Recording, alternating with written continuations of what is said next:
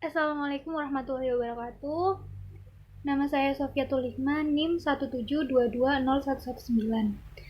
Di sini saya akan sedikit menjelaskan mengenai URF dan pengaplikasiannya terhadap transaksi online.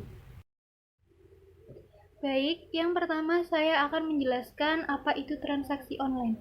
Nah, transaksi online ini adalah suatu kegiatan transaksi di mana penjual dan pembeli tidak harus bertemu untuk melakukan khiyar, melainkan mereka dapat menggunakan alat komunikasi seperti WA, SMS, telepon untuk melakukan transaksi tersebut.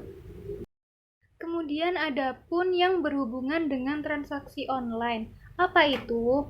Nah, yang berhubungan dengan transaksi online adalah jual beli salam atau biasa kita sebut dengan jual beli pesanan. Jual beli salam ini dalam istilah kontemporer dapat disamakan dengan transaksi online atau jual beli online. Lah, hal ini merupakan salah satu aplikasi URF dalam bidang ekonomi, bisnis, dan keuangan. Kemudian praktek jual beli salam ini menggunakan sistem pesanan. Nah, yang dimaksud sistem pesanan itu seperti apa? Sistem pesanan ini ketika pembeli menginginkan suatu barang, maka pembeli dapat melakukan pembayaran sejumlah uang. Setelah itu, penjual akan mengirimkan barang tersebut kepada pembeli sesuai alamat yang telah diberikan oleh pembeli. Sebenarnya, jual beli salam ini telah ada pada zaman Rasulullah SAW, di mana ketika Nabi Muhammad ini tiba di kota Madinah, beliau melihat penduduk Madinah telah biasa memesan buah kurma 2 tahun dan 3 tahun. Kemudian beliau bersabda, barang siapa yang memesan sesuatu, maka hendaknya ia memesan dalam jumlah takaran yang telah diketahui oleh kedua belah pihak dan dalam timbangan yang telah diketahui oleh kedua belah pihak dan dalam tempo yang telah diketahui oleh kedua belah pihak. Hal ini diriwayatkan oleh muttafaqun alaih. Jadi, transaksi online atau jual beli salam ini Rasulullah tidak melarangnya, dan hal tersebut sudah ada pada zaman Rasulullah SAW. Kemudian, transaksi online ini melingkupi 2 masalah besar. Yang pertama yaitu jual beli barang yang tidak ada. Kemudian yang kedua, jual beli tanpa ucapan ijab dan qabul. Kemudian saya akan menjelaskan jual beli barang yang tidak ada. Nah, jual beli barang yang tidak ada ini hukumnya haram karena termasuk jual beli horor.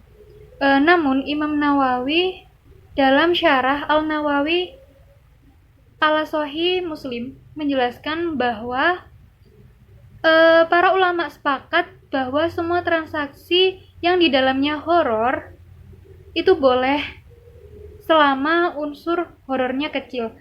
Kemudian bagaimana kita menjadikan horor yang besar itu menjadi kecil? Nah, maka dari situlah ketika kita memesan barang, di situ harus menyebutkan kriteria, mulai dari jenis, kemudian warna, model, dan lain sebagainya. Dari situlah mengapa jual beli salam, jual beli mausufi dhimma, dan jual beli istisna ini diperbolehkan dalam fikih, karena dalam akad ini telah meminimalisir unsur horor yang tadinya besar. Kemudian saya akan menjelaskan jual beli tanpa ungkapan ijab qabul. Nah, secara prinsip umum dalam transaksi jual beli, sahnya adalah adanya ijab qabul antara kedua belah pihak. Nah, sementara jika akad tidak ada ijab qabul, hukumnya haram. Mengapa?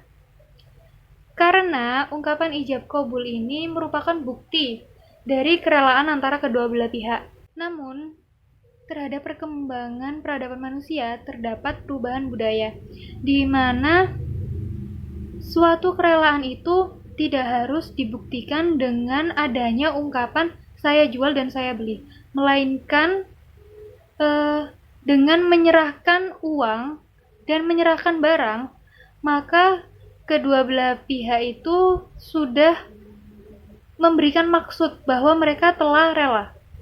Oleh karena itu, hukumnya pun berubah, tidak lagi haram, melainkan boleh. Nah, dalam jual beli online ini juga begitu, tidak ada ungkapan ijab dan qabul. Dari sisi ini, maka jual beli online ini masuk pada lingkup bai mu'atoh yang diperbolehkan. Selanjutnya saya akan menjelaskan mengenai urf.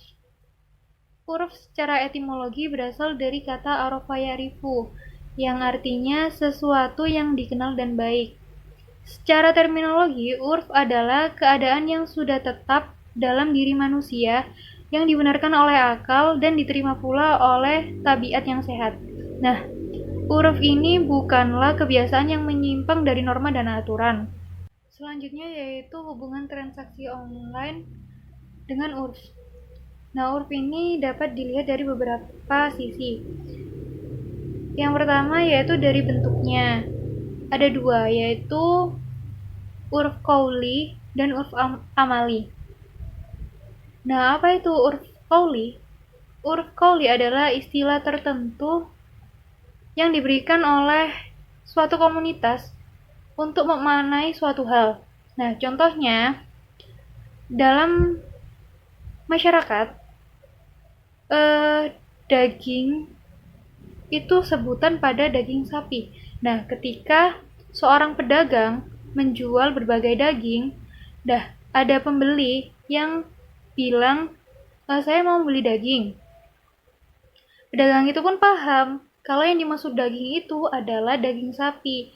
Oleh karena itu, pedagang tersebut mengambilkan daging sapi kepada pembeli tersebut. Apa itu urf amali? Nah, urf amali ini sejenis pekerjaan atau aktivitas tertentu yang telah dilakukan secara terus-menerus, sehingga dipandang sebagai norma sosial. Nah, contohnya seperti bai mu'atoh, kemudian kredit, upah, hari libur kerja, dan lain sebagainya. Jadi, kesimpulannya dalam konteks ini, transaksi online ini termasuk pada urf amali, karena prakteknya merupakan suatu tuntutan yang terjadi dan dibutuhkan oleh masyarakat modern pada saat ini. Selanjutnya, urf yang ditinjau dari prinsip syariah. Itu juga ada dua. Yang pertama yaitu fasid. Nah, fasid itu apa?